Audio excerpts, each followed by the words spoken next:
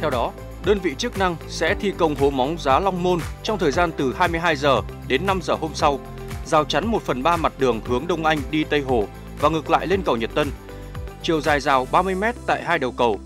Trong thời gian này, các phương tiện xe máy di chuyển hỗn hợp trên 2/3 mặt đường còn lại tại hai vị trí thi công hố móng Giá Long Môn. Thời gian thi công lắp đặt Giá Long Môn từ 0 giờ đến 4 giờ.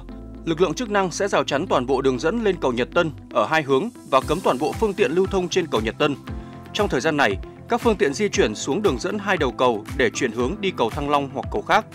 Giai đoạn thi công hàng rào phân làn phương tiện trên cầu từ 22 giờ đến 5 giờ hôm sau sẽ rào chắn 1/3 mặt cầu sát từ làn xe máy. Các phương tiện xe máy di chuyển hỗn hợp trên 2/3 mặt đường còn lại. Sở Xây dựng Hà Nội yêu cầu thi công theo chiều từ đường Võ Trí Công sang hướng đi Nội Bài. Sau khi thi công xong, chuyển sang thi công chiều ngược lại tương tự.